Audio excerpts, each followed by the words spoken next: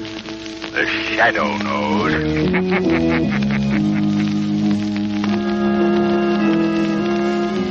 Your local blue coal dealer presents The Shadow. These half-hour dramatizations are designed to forcibly demonstrate to old and young alike that crime does not pay.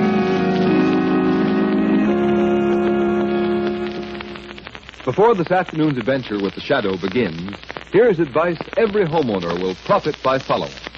When you order your next supply of fuel, ask for blue coal. Then you'll enjoy steady, dependable heating comfort and satisfaction such as you've never known before. Countless thousands of American families have found from experience what a tremendous difference blue coal makes. It burns down to a fine ash, leaving no wasted, unburned coal. And it gives steadier, healthier heat with less furnace attention. So if you want the solid fuel for solid comfort, insist on blue coal by name. Call your dealer for your supply tomorrow.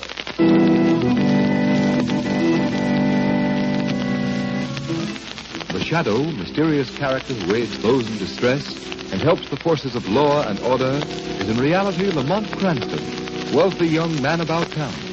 Cranston's friend and companion, the lovely Margot Lane, is the only person who knows to whom the unseen voice belongs. The only one who knows the true identity of that master of other people's minds, the Shadow. Today's story, Valley of the Living Dead.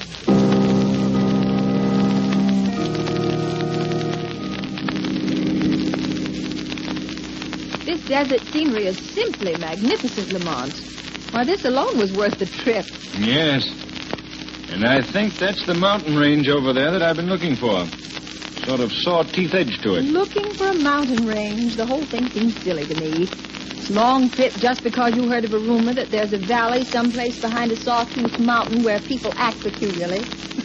What's behind this rumor? That's just what I'm going to find out, Margot.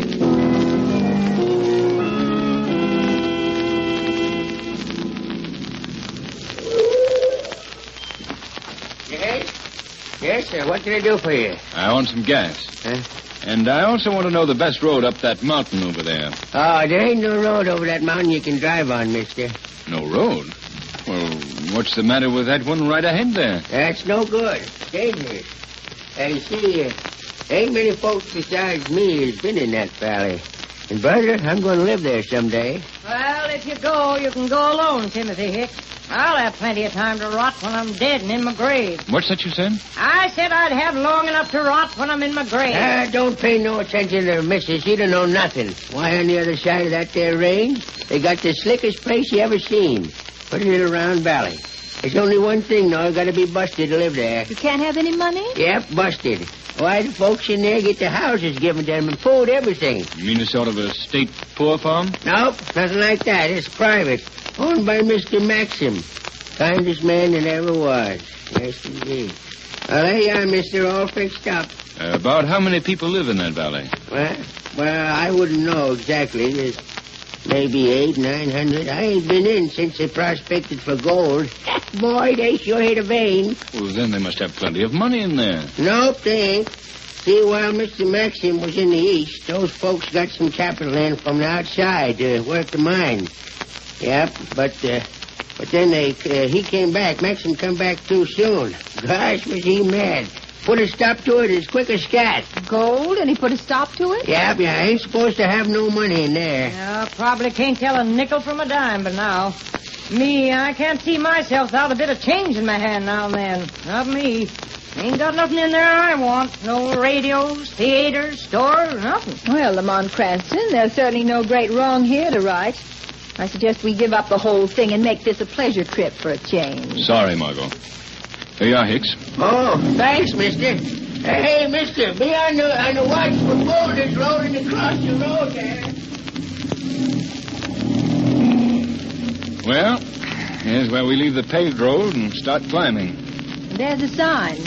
Danger, drive up this road at your own risk. Oh, yes, I see it. And I assure you it interests me, Margot. In view of what our friend back there just warned us. There comes the boulder now, Lamont. Bigger than this car. You're right. Oh. Well, strange. Missed us anyhow. Now will you turn back? The road isn't safe. Well, that one might be just coincidence, Margot. It's a fine road. Nothing wrong with it. Good all the way up, far as I can see. There's another boulder. Yes, coming right down this path. Hold fast.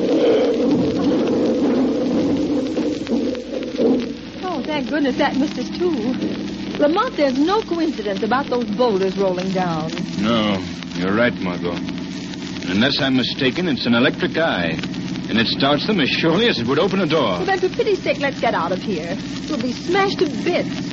I've had enough of this whole thing. Before the sun sets, Margot, we're going to be in that valley. But we're going in by plane.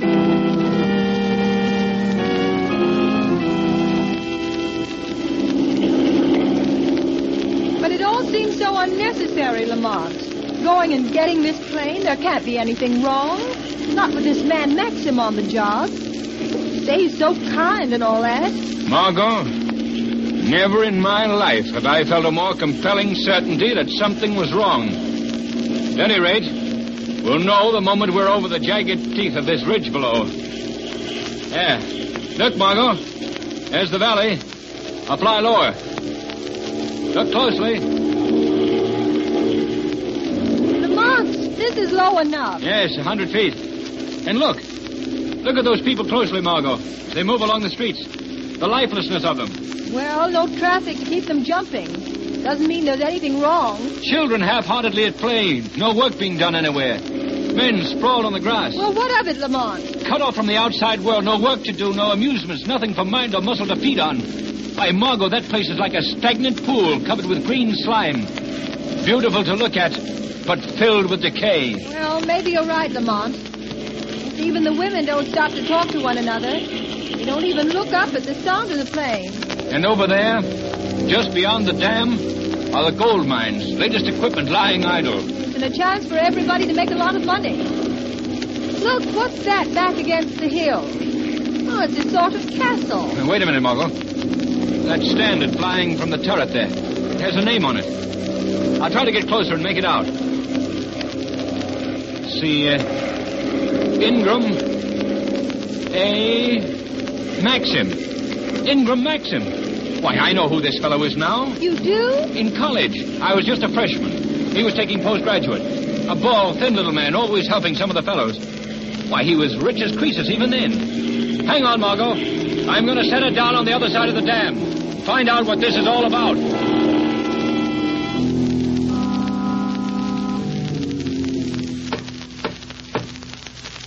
Why don't they answer, Lamont? We'll keep on knocking until they do. Wait. I saw the curtain move in the window up there. Please, Lamont, let's go back to the plane. I feel weak. What was that? I don't know. It's horrible. But, Margot. Good heavens, Margot. Here, you're not fainting. Oh, the lady has fainted. Mr. Maxim, please. I prefer to carry her. I will carry her. No one here dictates to Maxim. There. Now, precede me into the house, if you will, sir.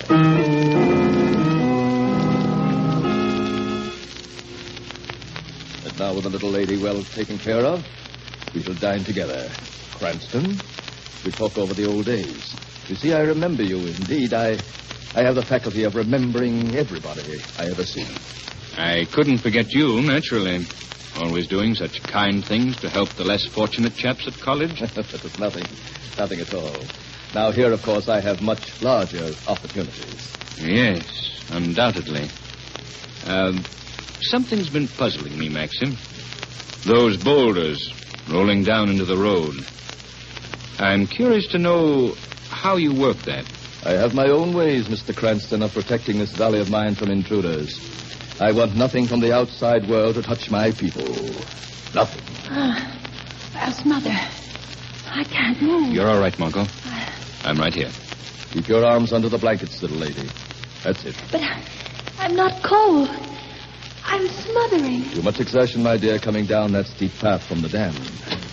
Women's delicate bodies were not built for harsh exertion. You see, they... Serena, what are you doing here? Why did you leave your room in your wheelchair without my help? Is the lady sick, Maxim? Are you sick too, my dear? No. No, nothing wrong with me. Just a little chill. Miss Lane, my wife, How do you do? Mr. Cranston. How do you do? Did you suffer an injury of some sort, Mrs. Maxim? That you should have to be in a wheelchair? No. Oh, no, I've always been strong. But after the birth of my son, I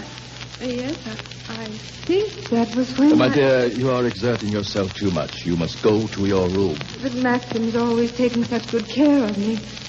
I never have to lift a hand. He carries me and puts me in my bed. He feeds me. He's always so kind. Kind. It is the privilege of all strong people, my dear, to take care of the weaker. Come, my dear Serena. Off to bed with you. Maxim, the lady heard it too. It's not my It is imagination. the wind, my dear, in a faulty flue. I shall have it fixed tomorrow. Well, I tell you, it has the sound of my son's voice. Now, that imagination of yours again, my dear. You know that Paul is off at school. Now say good night to Miss Lane and Mr. Cranston. Good night, Miss Lane. Mr. Cranston. Good night.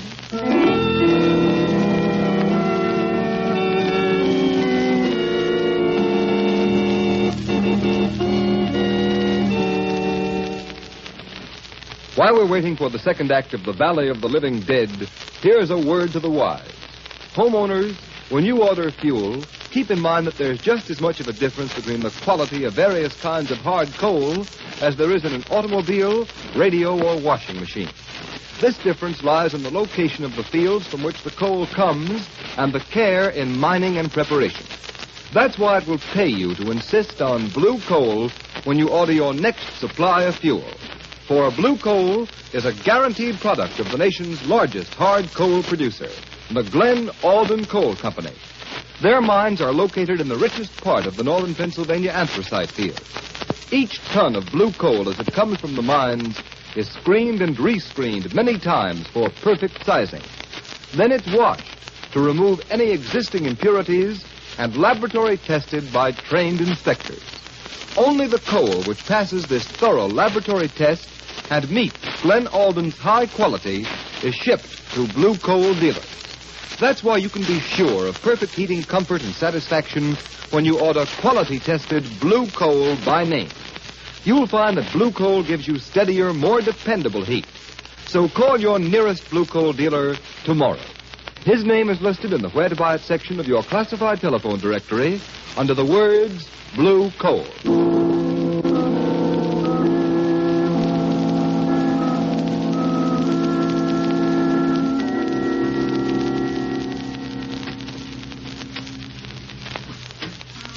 Father? Oh, I thought you'd never come. But, Paul, my son, don't I always come? Oh, this steel cast. Can't we take it off? Not yet, my boy. To remove it too soon would mean that you'd never walk again. I don't care. I don't care. It's now. It's the pain now that I can't stand. I know what is best for you, Paul. But it's getting worse. I can't rest. I can't sleep. Come now. You must. Oh, if I only could and never wake up. That is better. Patience.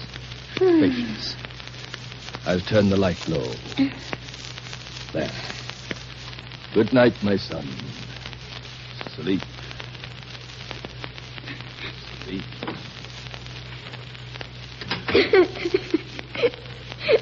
I'm glad he's gone. I'll get that cast off somehow. Even if it does cripple me. I don't care. Let me help you, Paul. Who spoke? Where are you? Don't be frightened. I've come to help you. Nothing can frighten me anymore. But I can't see you. I can sometimes help people better because I'm not seen. Oh, I don't know what you mean, but can you really help me? I mean, take this cast off. Yes, Paul, right away. Tell me, how long have you had it on? Nearly 2 years. I was away at school and had an accident. My father came to see me. Well, I don't remember much about that part. But a doctor said that I would have to have this cast put on. A doctor said that? What? Oh, yes. My father told me he did.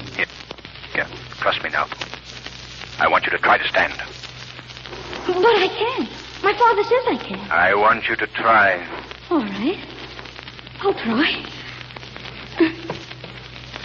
I'm standing. Good boy. That's what I wanted to know. You have 2 strong, healthy legs. They're growing against steel that clamps them like a vice. This cast is coming right off. It's all. Oh, but my legs, they feel numb. Steady, Paul. The pain will soon be gone. You'll be well again. Well again, boy. Oh, yours is not the only bondage to be broken tonight.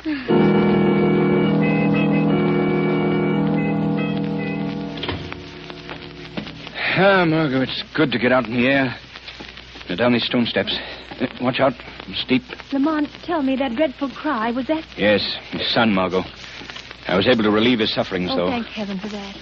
But down in the village, all those people, what can you do for them? If their suffering has been great enough, I'll make them help themselves. Watch out. It's the last step. Yeah, that's it. There isn't a light anywhere.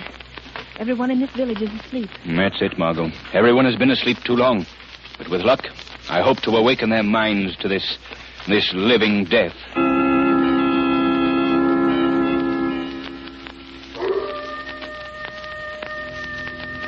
Not a sound anywhere, Lamont, except that coyote off in the hills. The villagers sleep, Margot, but they do not rest.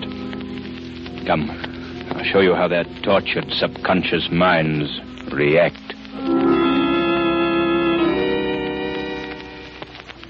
This place of living dead, this silence, beats on my ears like the drums of eternity. And in the next house and the next, Margot, I must go to them as they sleep in the shadows. Try to free them from this bondage of submission.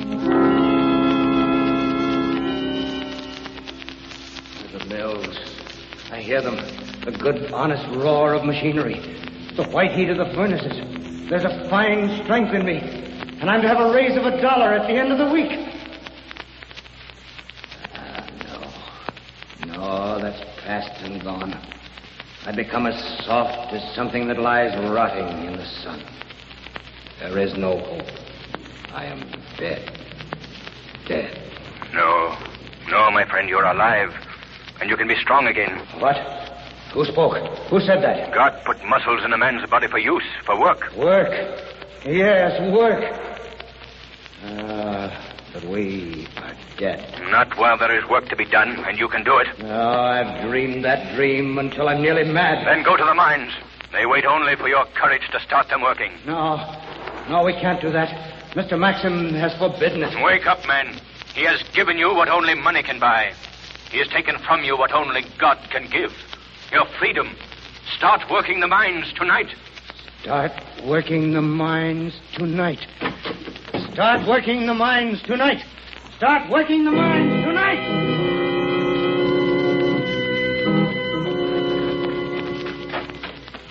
Lamont, there are lights now in every house. Yes, and over there, lanterns swinging to the quick step of men hurrying to the mines.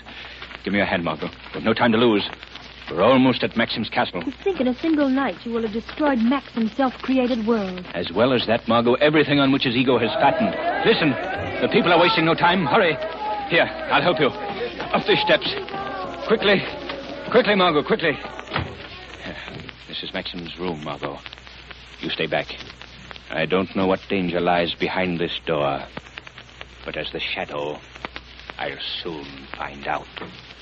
After all I've done for them, they betray my generosity. Men and women alike. They're crowded down at the mines by the hundreds. I'm going out to the balcony to observe them more clearly. Maxim, what's happened? Why are you so angry? Mrs. Maxim, Oh, don't be startled. I'm here to help you. Listen closely. This is a fight for freedom. Oh, who speaks? It's all such a strange dream. Do as I tell you without questioning. Rise out of your bed, out of your weakness, and fight as those people down at the mines are starting to fight. But I can't rise. I can't walk. Not without Maxim's help. You can. You shall. You've got to fight out of the weakness to strength and freedom. Yes. Fight out of weakness to strength and freedom. I can. I will stand. I see their game. They want a freedom apart from me, but they shan't have it. I stopped them before. I'll stop them again. No, Maxim. Don't stop them this time. Don't. Serena, you standing alone. How dare you stand alone without my help? I'd rather die, Maxim, standing alone as God intended me to stand, than go on in a living death of the weakness that comes of your constant support. You two, after all I've done, devoted my life to you. What madness is in this place tonight? Madness is lifting from this place tonight, Maxim. What is that voice? Who speaks? Perhaps it is your conscience speaking, Maxim. Your conscience. Serena, what is that voice? Do you hear it? Or is this whole thing some crazy dream? I only know that I can stand alone and move alone. And if it's a dream, I hope I never wake. Listen closely, Maxim. Your conscience speaks again. You gave these poor creatures the things your millions could so easily buy. You felt great and noble and princely in the giving. And for that you robbed them of their strength of will and muscle and heart. It is a crime. Just as stealing money is a crime. This is how they repay me, is it? They hurl my liberality back into my teeth and make it a reproach. Maxim, you are consumed by selfishness. A selfishness so great that it has sacrificed 1,000 people and your wife and your son to its greedy demand. It's a lie! My whole life has been devoted to others. My people know I love them. I'll go to them. I'll talk to them. Will you also listen to them? They will listen to me. And I will give them their choice of life or death.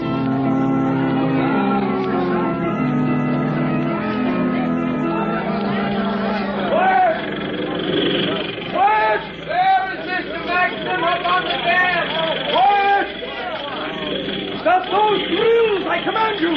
Stop those drills! No! We want to work! Yes, we want to work! There is no need for you to work. I shall always provide for you. I have promised that. I have proved it. We want to earn money again to buy food that we earn to care for our families. And I say you shall not. This valley is mine. And all who live here shall live as I order. Let us work the mine. There's the way. Let us feel we've earned the right to live. Have you so soon forgotten from what I saved you? That world outside where every man sets his hand against every other man?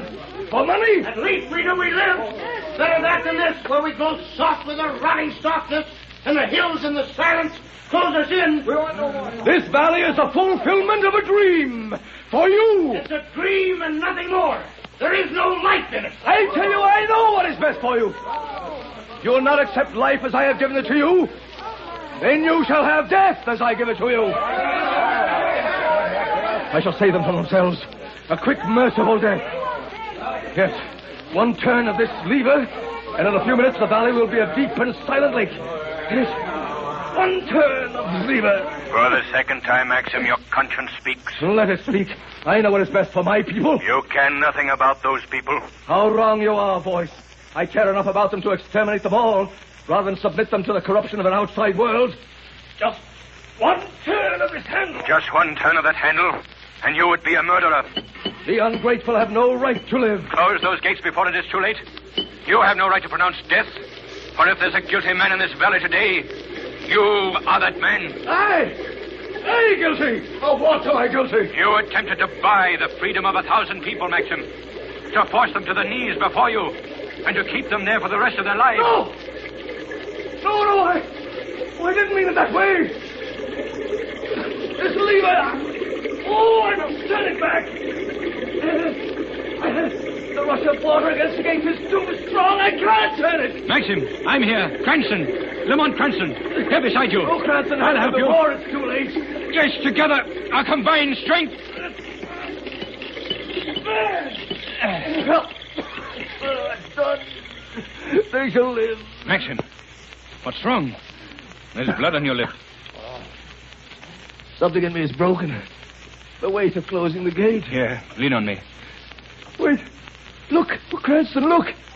Coming there. Walking toward me. Look. Walking. My wife and my son. Yes, walking. Here, Maxim, take my arm. No, Cranston, I am dying. I gave my life closing those gates, saving my people. Tell them that. Tell my wife and son. Please lean on me. Let me help you to your feet. No, look. The weaker I grow, the more strongly they walk. My wife and son, they are getting back what I took away. You're a great man at this moment, Maxim. And listen, down by the mines as the water recedes, they're cheering you, Maxim. Yes, I hear them cheering me. And they are the cheers of a living and a free people.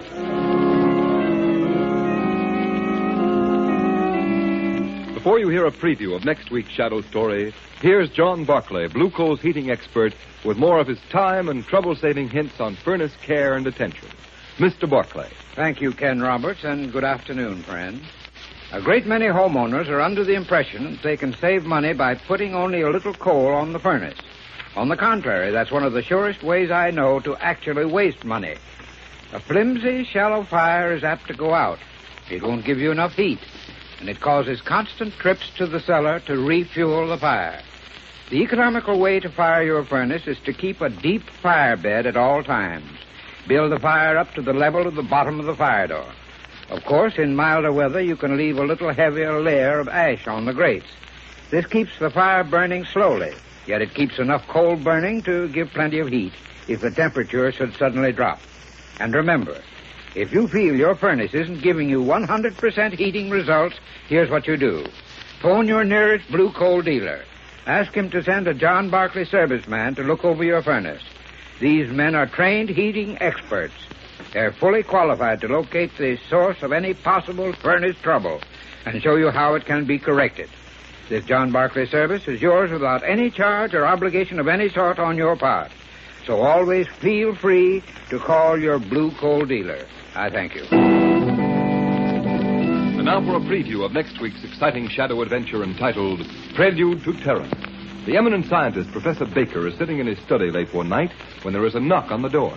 Thinking it is his butler, Cooper, he says, Come in, Cooper.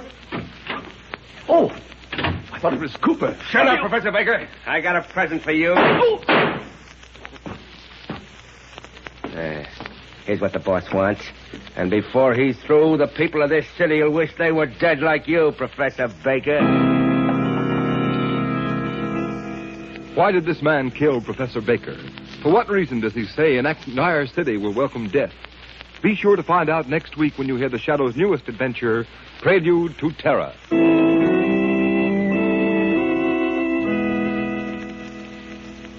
Today's program is based on a story copyrighted by the Shadow magazine. All the characters and all the places named are fictitious. Any similarity to persons living or dead is purely coincidental. The Shadow magazine is now on sale at your local newsstand.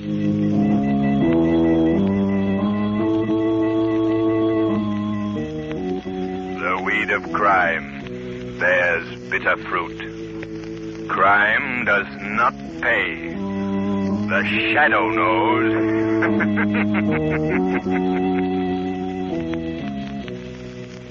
Next week, same time, same station, Blue Coal, America's finest anthracite, will again present another thrilling adventure of the Shadow. Be sure to listen, and be sure to burn Blue Coal, the solid fuel for solid comfort.